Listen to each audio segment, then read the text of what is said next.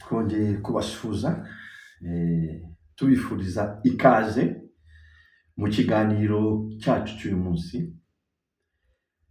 Nk'uko tumaze iminsi tubibona, ibyorezo biri kugenda byiyongera, ariko twakwibaza ese kiriya cyorezo kimaze kwica abantu magana abiri na makumyabiri bakomeze kwiyongera, bazagera aho bagere wenda tuvuge no ku gihumbi, twagihangayikira kurusha ibibazo byagiye mu mibiri y'abantu byinjijwe n'imyambi y'igishirira yavuye i Bugesera, cyangwa se uturemangingo mvamigabane? Kuri njye igisubizo ni oya. Bitewe n'iki rero?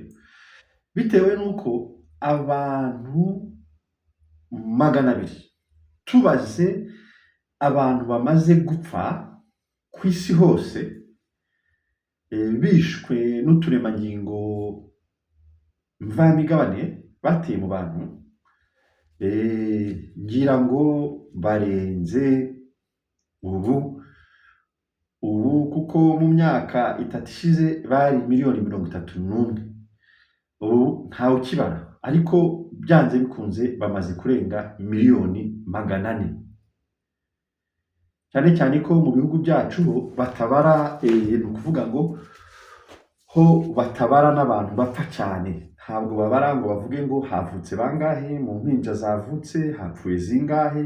Imibare ntayo. Abantu bahera mu cyuka cy'ibihe bizaza, akenshi bo batazanabona. Ugasanga ibyo bita Millennium Global Goals cyangwa MDGs, Millennium Development Goals, MDGs, kuvuga ngo ibi iterambere ry'igihe kizaza. Ariko igihe kizaza se ahubwo urishuwa ko nimba wariteye uturemangingo mvamigabane uzageza 2028? Aho niho ikibazo kiri kandi gikomeye. Mbere y'uko ubara vision ya 2050, banza ubare vision y'2028 nimba wariteye uturemangingo mvamigabane, kuko aho hantu ushobora kutaharenza.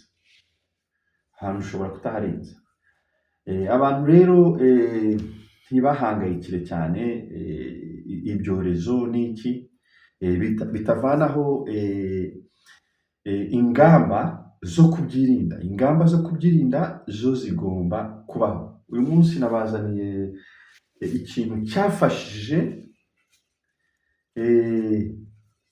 abantu bo muri Sierra Leone, Liberia no muri Guinea igihe icyorezo cyafataga cya Ebola, Zaire cyafataga muri ibyo bihugu uko ari bitatu.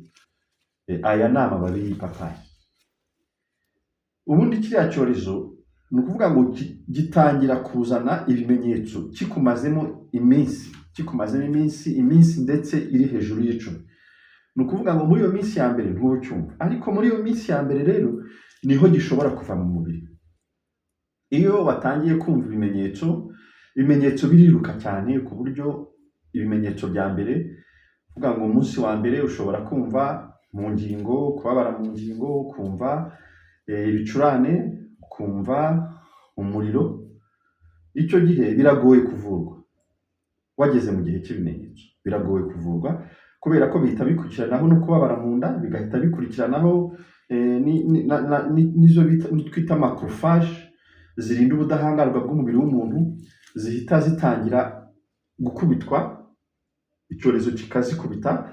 Noneho hakaba icyo bita dendritic cells zigomba gutanga, ni nk'antene, ni nk'imiyoboro, ziba zigomba gutanga sinye zerekana ko twatewe. Izo dendritic cells rero nazo zirakubitwa ku buryo icyorezo kidashobora no gutanga sinye zerekana. Ni ukuvuga ngo dendritic cells zagombye gutanga sinye ku cyo bita T lymphocytes, cyangwa ibyo bita T cells. T cells nazo zigomba gufasha mu budahangarwa bw'umubiri w'umuntu. icyo gihe rero ubwo icyo nakwita communication kiba cyapfuye, icyorezo cinjiye cyose cyabicankaranyije, noneho kikajya muri epithelium cells, imbere aho bita nakwita muri capillaries, aho mu miheha y'amaraso. Mu miheha y'amaraso rero kigezemo kirayikubita kikayicagagura mu masegonda, ubwo ngubwo kiba cyageze mu mpyiko hejuru, kandi gafasha mu kuyungurura bita adrenal gland, akayungurura gafasha impyiko kuyungurura, gatangira gushwanyagurika, umwijima cells zaho zitangira gushwanyagurika, umuntu amaraso ava mu mitsi ava mu mwijima, ubwo umutima uta control, gatangira gukubita wirukanka, amaraso akava mu mwijima, amaraso akava mu mitsi, amaraso akava hose. Niyo mpamvu amwaca mu maso, avuye mu mitima akazamuka hejuru agaca mu maso, umuntu agatangira kugira amaraso mu maso, amaraso akava mu kanwa, amaraso akava mu matwi, noneho umuntu apfa nabi. Icyo nakwita gupfa nabi, umuntu apfa nabi, ari nako yabyimbye, ari nako mu nyama zo mu nda ziri kumukubita, ari nako abaganga ubwabo bakamuvuye bagira ubwoba bakaba banakwirukanka. Icyo rero umuntu yakora ni iki? Icyo umuntu yakora cyane cyane muri bino byorezo bikaze, ni ukuzamura ubudahangarwa bw'umubiri imbere hakiri kare, utarategereza kurwara, ukabanza ukazamura ubudahangarwa bw'umubiri wawe. Kuko uburyo bari abaturage babigenjeje, batangiye kunywa amapapayi, batangira kunywa ibikakarubamba, nubwo abantu bajya babisuzugura, byarabafashije nabyo muri Liberia, za Guinea na Sierra Leone, batangira kunywa n'indi miti y'ibyatsi bifite ingufu. Icyorezo bagenda bakigabanya, kuko babonye ko imiti y'abazungu itazakora. Ngira ngo mwarabibonye muri corona ubwayo, abantu twiyukaga, ntitugere no kwa muganga, nitwe twakiraga vuba. Wamenya ko urwaye ukiyuka, wamenya ko urwaye ugafata amababi y'imiyenzi ukayatwika, ukanywa amazi yayo. Wamenya ko urwaye ukanywa sipure twarazinyweye, inturusu za mayideni twarazinyweye turanaziyuka, twanyweye imibirizi, twanyweye ibintu byinshi. Abanywaga ibintu nk'ibyo ntabwo bagera kwa muganga. Kwa muganga iyo wageragayo, amahirwe yo gukira n'ubundi yabaga ari makeya, cyane cyane ko bari bafite indwara z'ibyorezo za diabete, bari bafite imitima, ntabwo na korona ubwayo yarabica. Niyo mpamvu rero ibintu byitwa umwimerere gakondo, abantu niho bagomba gusubira, cyane cyane ko mu karere abanyarwanda bo imibiri yabo irimo ibintu nabo ubwabo badashobora gusobanukirwa. Usanga ubu ngubu narindi kureba impfu zitunguranye, ni gute mu mezi atarenze 2 abana bakina basket bagera kuri 4 bose baba bapfiriye icyarimwe. Ibyo bintu ntabwo byumvikana. Abana bato ni bejo hazaza. Iyo tuvuga ayo ma vision 2050 ni yabo bana batoya, abana barangije segonderi, none bari gupfa kubera iki? Kubera ko nta muntu ubayobora bafite. Niyo mpamvu ubonye video kuri icano, jya uyisangiza nk'abanyarwanda nk'ijana, uzaba ukoze ikintu gikomeye cyane, kuko uzaba ugiye kuvura abanyarwanda. Igihugu ni abantu. Igihe igihugu kidafite abantu, buri byose bizangirika. Abantu bararira ngo inzara. Ntabwo waba ufite uturemangingo mvamigabane tukwiruka mu mubiri, duhora tugutera ibibazo, uhora utekerezwa ko warozwe wiruka mu bapfumu. Ubu ngubu abantu basigaye biruka mu bapfumu. Hari n'abampamagara bakambwira ngo bararozwe, nkabihakana, nkababwira nta muntu wabaroze, ntawe.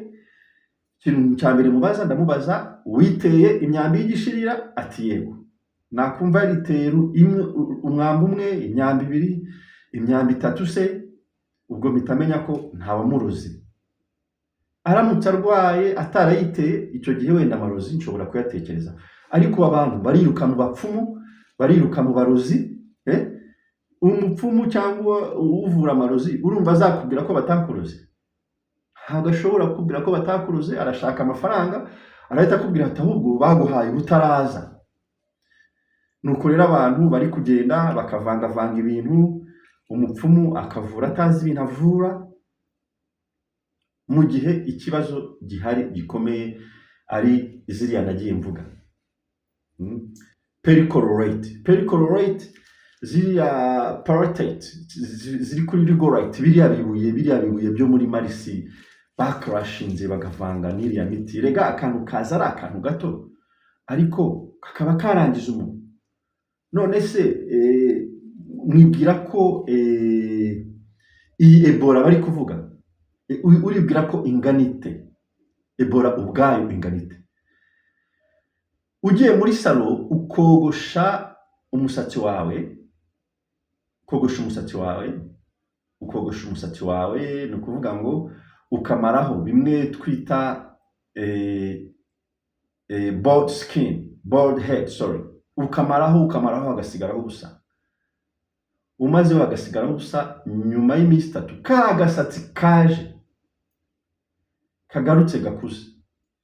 Ni ukuvuga ngo virusi ya Ebola gabanya inshuro 8 kuri kara gasatsi gakuze, iba yiruka mu mubiri wawe. Ni akantu gato cyane katagaragara no kuri microscope, ntabwo gapfa kugaragara. Niyo mpamvu Ebola n'abanyamahanga yabayobeye. Ni ukuvuga ngo ifite icyo nakwita 8 nanometers. Nano murumva icyo bivuze? Munsi ya santimetero, hejuru inyuma, niyo nanometers. Ni akantu gato cyane katagaragara, ariko kagakora iki? Kakiruka mu mubiri wawe. Iriya rero icyo nakwita lipid nanoparticles, cyangwa se uriya ruvange rukwirakwira mu mubiri wawe wamaze kugutera imyambi y'igishirira cyangwa uturemangingo mvamigabane. Ni ukuvuga ngo iriya yo noneho iteye ubwoba, kuko yo yinjira muri DNA iciye mu mwijima, ihinduka icyo nakwita uturemangingo fatizo tukugize, cyo bita DNA cyangwa ADN abavuga ururimi rw'igifaransa. Imaze guhinduka ADN rero igira gute mu mubiri wawe? Kuzayivanamo biba bigoranye. Ni ukuvuga ngo ni ibintu bigomba guhoraho, ni ibintu utagomba kuvuga ngo hashize imyaka 4 ngo ntacyo uzaba, kandi uzakiba. Niyo mpamvu rero mugomba kwitaho, mugomba gukoresha ibintu byaremwe. Ngaruke kuri pape yacu, mushobora kuyivanga n'ibishishwa byayo, mugateka mukanywa nk'abanywa ji. Igikombe kimwe kirahagije mu gitondo, n'ikindi nimugoroba. Nk'iriba rishobora kuvamo, iriba rinini rishobora kuvamo ibikombe 3. Washyizeho n'ibishishwa byayo, rishobora kuvamo ibikombe 3. Mwagira ngo muyihe ingufu mukavanga na kagikurukuru narakababwiye, ntimukagende mukibagirwa. No mu miti yose mukora iwanyu mu rugo mujye mushyiramo gikurukuru, gikurukuru harimo abana batayizi, ni ibuye rimeze gutya, mujye mushyiramo gikurukuru mwivure. Hari igihe abanyayisiraheli bahawe imigabane, imiryango ihabwa imigabane, biri muri Ezekiel chapter za nyuma. Ni ukuvuga ngo ihawe imigabane, buri wese ahabwa umugabane. Abanyayisiraheli basigaranye ikibazo kimwe, ikibazo cy'imiti, ibyorezo. Asigarana ikibazo cy'ibyorezo. Noneho umuhanuzi arababwira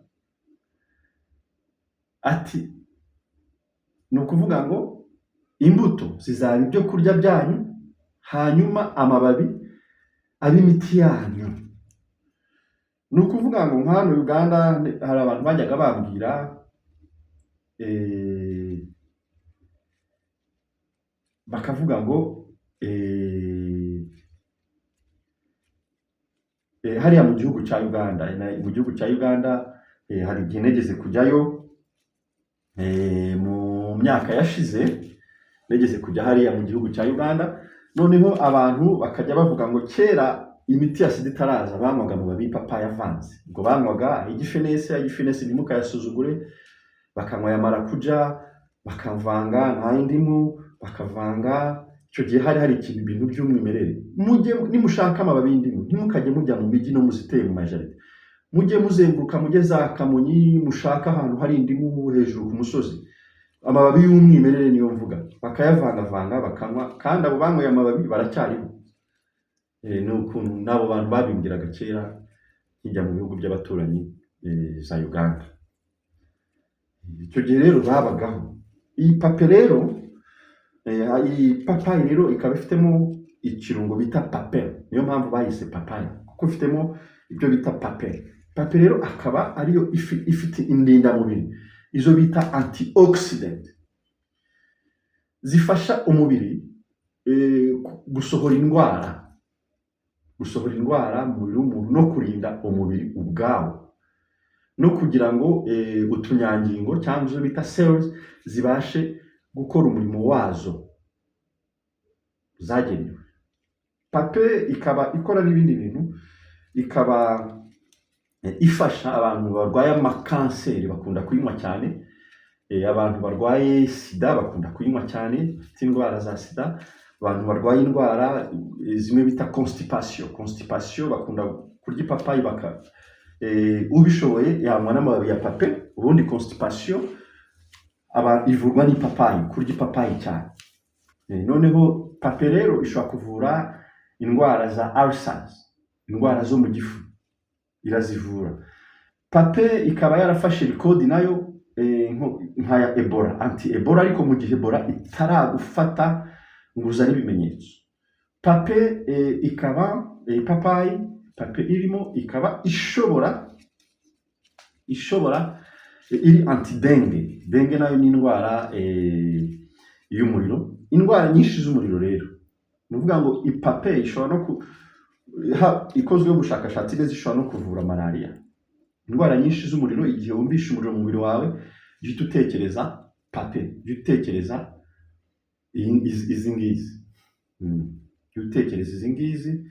Ikindi kintu igufasha abantu bafite ibibazo by'uruhu n'abantu bafite ibibazo by'ibisebe bidakira bimwe by'imifunzo, urayisekura ukavangaho n'akunyu ka gikurukuru, ukavangaho na tungurusumu, ugashyiramo n'igikakarubamba, ukomekaho ugafunga, ubundi ukabivanaho igihe ugiye kuryama mu gitondo, ukongera ukabifata ukabisekura, ukabanza, ariko mbere yo kubisekura, mbere yo kubishyiraho ugomba kubiha izuba bikazana vitamine D, nawe igisebe cyawe mbere y'uko ukigira kigomba kubanza, ugomba kubyuka kare, izuba rirashe rikakingiramo. Iyo niyo vitamine D ivura ibisebe vuba n'amagufa vuba. Noneho ugafata bya bindi wasekuye washyize ku zuba nabyo byagiyemo vitamine D, ugahita ubishyira kuri cya gisebe cyawe, igisebe kigahita gikira vuba kandi mu kanya gato. Pape rero ni ikintu by'umwihariko abanyarwanda banywaga cyane mu bihe bya kera, bataraza ngo batuyobye batubwire ko inzira ari kwa muganga gusa, batubwire ko inzira ari ku masantere ya clinique. Mwarabibonye iyo haje ibyorezo, ikintu cya mbere nka za OMS zikora, icyo bita World Health Organization, ikintu cya mbere zikora ni ukubabwira ko imiti muri kwivuze idakora, imiti gakondo idakora. Mwarabibonye kuri perezida wa Madagascar, uriya bita Ramajorina Jolie, nimba ari Ramajorina Jolie, uriya yavuze ko Artemisia ivura iriya ndwara ya COVID. Bamuvugirije induru. Ninde wamuvugirije induru? Ni OMS, ishami ry'umuryango w'abibumbye ryita ku buzima, ryamuvugirije induru. Abantu bagira ngo sibyo, ariko Artemisia hari aho bita Centre Christus, hari centre iri hariya i Kigali y'ababikira, iri ugana munsi ubivuye Kicukiro muri iriya roundabout, iriya feruje zihari, ukamanuka hari ahantu hari centre y'ababikira, twaguraga Artemisia wayinywagaho rimwe muri corona umuriro ugahita ukira. Muri bariya babikira barayihinga twabaga dutonze umurongo dushaka Artemisia ukanywaho akayiko mu gitondo, ukanywaho akayiko kabiri, ejo ukaba wakize. Hari n'abantu nayishiriye mu bitaro. Artemisia yaguraga ngahe singira ngo nangahe, hano ubwo yarigeze ku 10,000 by'amanyarwanda. Yari amafaranga make cyane, yari amafaranga make. Noneho nkayigura nkayikira abantu mu bitaro. Hari nkaho nayishiriye abantu mu bitaro, abo nyishiriye bari babiri bava mu bitaro muri corona, abandi baryamanye nabo barapfa. Kandi uwo nayishiriye yari afite indwara y'umutima, afite indwara ya diabete. Ndamubwira rero iyo miti bari kuguha nayo uyifate, ariko uvangemo ujye unywa ni Artemisia nyinshi. Umwe nibura kuko urwaye, umwe kiko kimwe mu gitondo n'ikindi nimugoroba. Yavuye mu bitaro arataha, abo begeranye barapfa. Izo ni imbaraga z'imiti y'umwimerere mugomba kumenya. Imiti Imana Yahwe yaremye, kuko ngo ibintu byose byakozwe na Yahwe akiri mu ijuru, afatanyije n'umwana we Yeshua ataraza ku isi, ngo bakoranye mu kurema ibintu byose.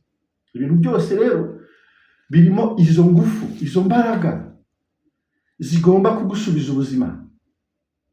Niyo mpamvu muri Ezekiel bavuze ngo yaremye ibyaremwe bizavamo imiti, ngo umunyabwenge ngo ntabwo azabitesha agaciro. Mwarabibonye n'iwacu, nzajya mbavuga ba ministers baza bayobya abantu ngo ntunywe tangawize ngo iragutera imivuduko, aho kuza ubwira umuntu ngo tangawize fata kino gipimo, nturenze iki gipimo, uramuyobeje uramubwiye ngo ntanywe tangawize. Kandi ibyorezo bimeze nabi. Twizere ko bitazongera, twizere ko hatazongera kuza ahagira umuntu uvuga ngo ntunywe tungurusumu, ntunywe tangawize, ntunywe turmeric, ntunywe igikakarubamba, ntugire gute. Kuko abantu bicwa n'indwara kubera kutanywa ibyo bintu nibo benshi